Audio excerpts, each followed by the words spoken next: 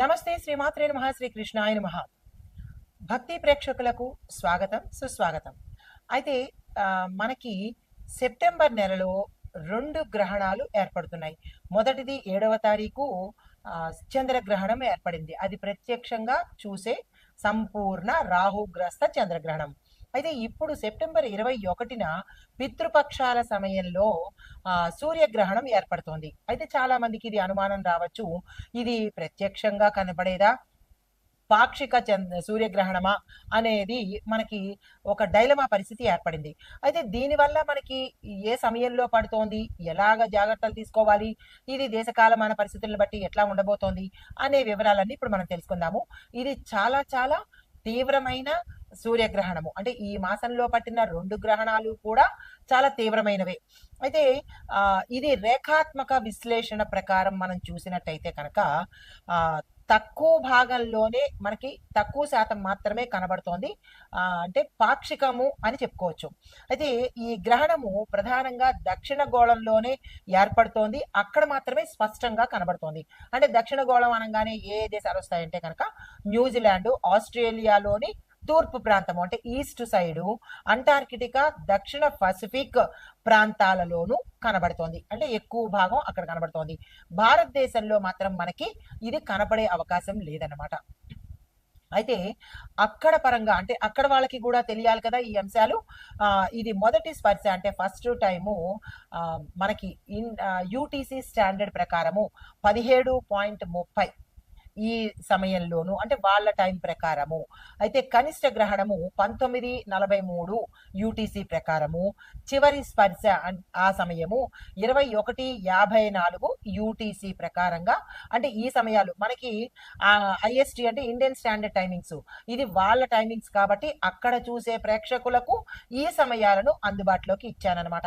అయితే మరి ఇది ఎలాంటి ఫలితాలు ఇస్తుంది, అక్కడ వాళ్ళకైనా ఇక్కడ వాళ్ళకైనా మొత్తం అందరూ మనుషులే కదా, అందరికీ రాసులు ఉంటాయి కదా, అందరికీ నక్షత్రాలు ఉంటాయి కదా.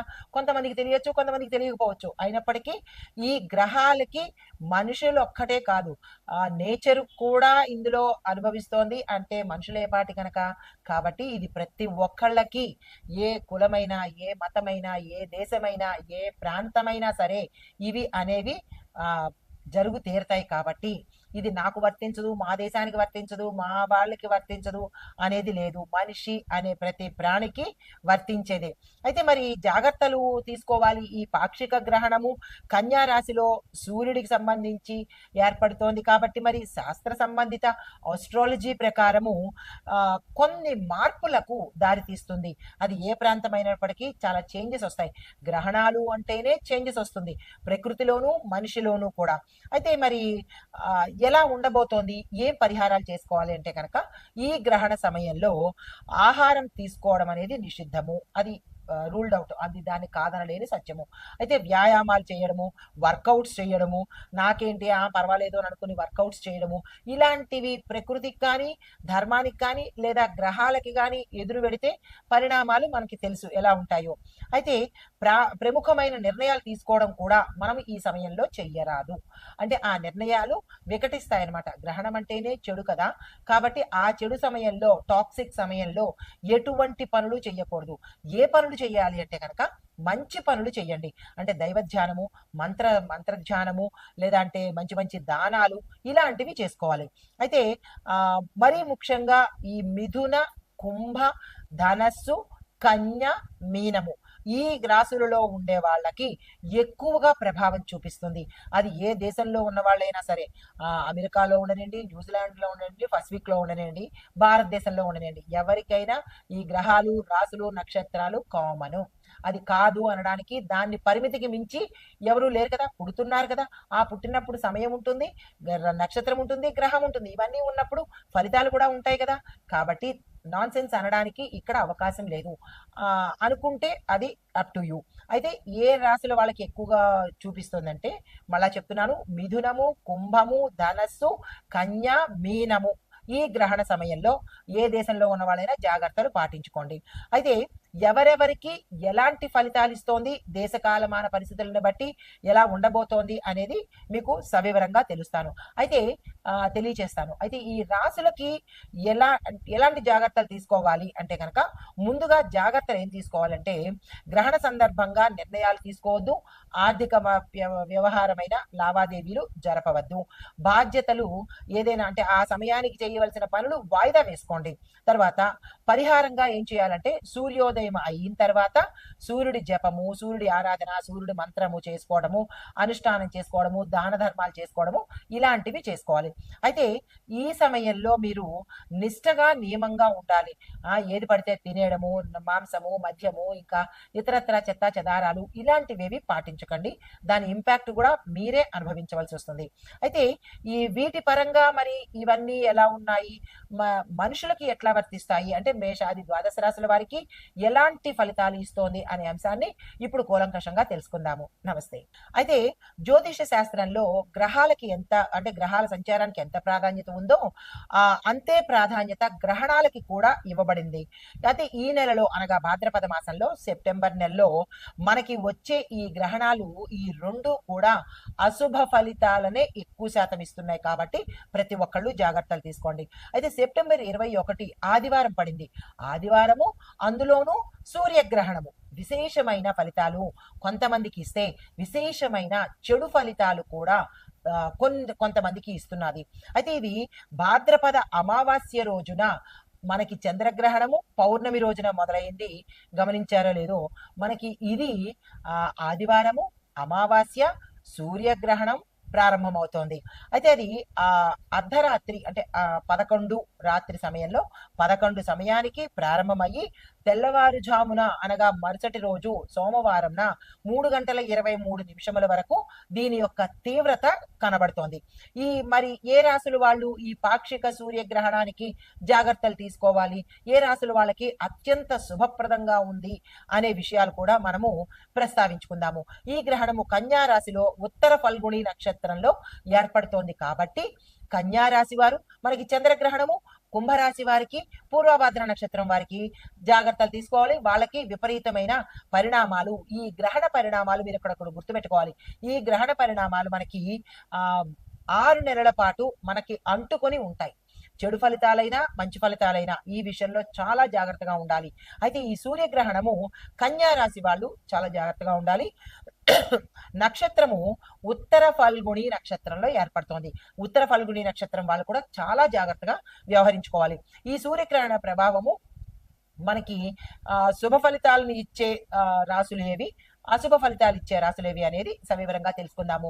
అయితే దానికన్నా ముందుగా ఈ గ్రహణ సమయంలో మనకి కనిపించినప్పటికీ కూడా 11 గంటలకి అంటే వేరే దగ్గర కనిపించినప్పటికీ ఆ ఇంపాక్ట్ ఇక్కడ కూడా ఉంటుంది. కాబట్టి గ్రహణ నియమాలు తప్పనిసరిగా పాటించుకోవాలి. 11 గంటలకి పట్టు స్నానం చేసుకోవాలి. ఆ సమయంలో ఆహార నియమాలు వద్దు, ఎటువంటి నిర్ణయాలు తీసుకోవద్దు. సాధ్యమైనంత వరకు మెలకుగా ఉంటే ధ్యాన తప అవి చేసుకోండి. దేవుడి మీద ధ్యాస పెట్టుకోండి. లేదు ఇక మేము నిద్రపోతాము అని అనుకున్నప్పుడు తెల్లవారిన తర్వాత మీరు ఏ ప్రక్రియలు చేసుకోవాలి, ఏ దానాలు చేసుకోవాలి అనే విషయాలను మీరు పరిశీలనలోకి తీసుకోండి. అయితే ఇప్పుడు మనము ఏ రాశులు చక్కగా ఉండబోతున్నాయి, ఏ రాశులు వాళ్ళకి శుభ ఫలితాలు అశుభ ఫలితాలు అనేది సవివరంగా తెలియజేస్తాను. పాటించుకునే ప్రయత్నం చేస్తాను. తదుపరి రాశి వృషభ రాశి. ఈ రాశి వారికి ఆర్థిక విషయాలలో తాత్కాలికమైన ఆటంకాలు వస్తాయి. తర్వాత పిల్లల యొక్క చదువుల్లో కష్టాలు రావడము, చదువుల మధ్యలో ఆపివేయవలసిన పరిస్థితి రావడము, కొంతమంది అంటే పెద్ద చదువులు చదువుతున్న వాళ్ళు ఫెయిల్ అయిపోవడము, ఇట్లాగా చదువు మీద కొంచెం ఇంపాక్ట్ పడే అవకాశం కనబడుతోంది. వ్యాపారంలో నష్టాలు లాభాలు రెండు మీకు సమానంగా కనిపించే అవకాశం కనబడుతోంది. దానికి మీరు బేరీజు వేసుకోండి. మాకు నష్టాలు ఎక్కువ వస్తున్నాయా, లాభాలు ఎక్కువ వస్తున్నాయా అనేది ఒక చార్ట్ లాగా, ఒక ప్రణాళిక లాగా వేసుకుని, ఒకవేళ నష్టాలు వస్తున్నట్టయితే ఏ అంశంలో నష్టాలు వస్తున్నాయి, ఏ దిక్కున అంటే ఎటువైపు నుంచి మనకి నష్టాలు వస్తున్నాయి, ప్రొడక్ట్లోనా లేకపోతే ఈ మెటీరియల్లోనా, మిషనరీలోనా, ఇలాగ మీకు తెలిసిన విషయాలు పరిశీలన చేసుకుని అక్కడ నష్టాన్ని తగ్గించుకునే ప్రయత్నం చేసుకోండి, లాభాలను పెంచుకునే ప్రయత్నం చేసుకోండి. అయితే కుటుంబ పరంగా చూసుకున్నట్టయితే కనుక కుటుంబ పరంగా కొంత ఇబ్బందికరమైన వాతావరణము, కార్యహాని, కార్య విఘ్నము, అనుకున్న పనులు ముందుకు వెళ్ళలేకపోవడము, కోర్టు పరంగా మీ పట్ల వ్యతిరేకత తీర్పులు రావడము, సమస్యల్లో ఇరుక్కోవడము, ఇలాంటి అస్తవ్యస్తమైన పనులు, గందరగోళమైన పనులు కుటుంబంలో జరిగే అవకాశము, శుభకార్యాలు దగ్గర దాకా వచ్చి వెనక్కి వెళ్ళిపోవడము, ఇలాంటివి జరిగే అవకాశాలు కనబడుతున్నాయి. కొత్త ప్రయత్నాలు ఏవి చెయ్యకండి. సాధ్యమైనంత వరకు సంయమనం పాటించే ప్రయత్నమే చేసుకోండి. మీకు ఇవ్వవలసిన దానాలు ఏంటంటే కనుక పసుపు, పాలు, పసుపు వస్త్రము, ఈ మూడుని దానంగా ఇచ్చుకునే ప్రయత్నం చేసుకోవడంతో పాటు పరిహారంగా గోమాతకు మీ చేత్తో మీరు ఆహారాన్ని తినిపించే ప్రయత్నం చేసుకోండి. పసుపు కుంకుమలతో సూర్యుడికి ఆరాధన చేయండి. మీకు సందేహం రావచ్చు, పసుపు కుంకుమలతో అంటే మీ సందేహాలు కూడా నాకు తెలుసు. పసుపు కుంకుమతో సూర్యుడికి ఆరాధన ఎలా చేస్తామండి, ఆయన విగ్రహం కాదు కదా అన్న చిలిపి సందేహం రావచ్చు. ఎలా అంటే మీరు రాగి పాత్రలో నీళ్లు తీసుకొని అందులో పసుపు కుంకుమలు వేసుకొని అర్ఘ్యాన్ని ఇచ్చినట్టయినా కానీ స్వామివారికి అంటే పూజ చేసినట్టే లెక్క. కాబట్టి సూర్య భగవానుడు ప్రత్యక్ష దైవము, ఆయనకి ఏ రీతిలో చేసినా అందుతుంది. కాబట్టి ఈ విషయాన్ని గుర్తెరిగి పసుపు కుంకుమతో ఆ స్వామివారికి అర్చన చేస్తూ ఎర్రని పువ్వులు, ఎర్రని పళ్ళను కనుక నివేదన చేసినట్టయితే, పువ్వులు పూజ చేయడము, ఎర్రని పళ్ళు నివేదన చేయడము చేసినట్టయితే కనుక ఈ గ్రహణ శూల నుంచి, ఈ గ్రహణ తీవ్ర పరిణామాల నుంచి కొంత సానుకూలమైన ఫలితాలు పొందే అవకాశం కనబడుతోంది.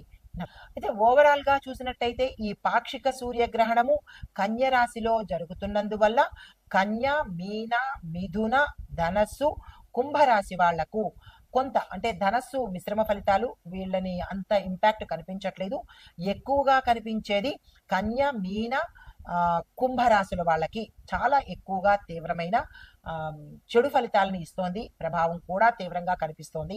జాగ్రత్తలు తీసుకోండి. అయితే ఈ ప్రతికూల ఫలితాలు మనము ఉపశమనం చేసుకోవటానికి సూర్యారాధన తప్పనిసరిగా చేయాలి. దాన ధర్మాలు చేసుకోవాలి. వ్రతాలు, నోములు అంటే వ్రతము అంటే మరి సత్యనారాయణ వ్రతము, వినాయక వ్రతము అని కాదు. ఒక నియమం పెట్టుకొని నేను ఈ పని చేస్తాను, ఈ దానం చేసుకుంటాను, ఒక నియమ ప్రకారంగా చేసే పూజలు అన్నమాట. సత్యాచరణ ఉత్తమ పరిహారము. అబద్ధాలు ఆడడం కానీ, ఎవరినో మోసం చేయడం కానీ, ఇతర వాళ్ళని ఇబ్బంది పెట్టడం కానీ, ఇలాంటి ధర్మానికి విరుద్ధంగా చేసే పనులు ఏదైనా సరే విపరీతమైన పరిణామాలు చూపిస్తాయి. అంటే ఇల్లీగల్ కాంటాక్ట్స్ అనుకోవచ్చు, వేరే వాళ్ళతో అంటే విచ్చలవిడితనం కానీ, ఇట్లాంటివి ఏవైనా ధర్మానికి విరుద్ధమైన పనులు ఎవరు చేసుకున్నా దాని ఇంపాక్ట్ ఏదో ఒక సమయంలో అనుభవించి తీరవలసిందే. కాబట్టి తెలిసి ఎందుకు నిప్పులో చేయి పెట్టుకోవడము, తప్పు అన్నదానికి దూరంగా ఉంటేనే మంచిది కదా. సో ఈ పరిహారాలన్నీ పాటించుకొని కొంతైనా సానుకూలమైన ఫలితాలు పొందాలి అని కోరుకుంటూ నమస్తే.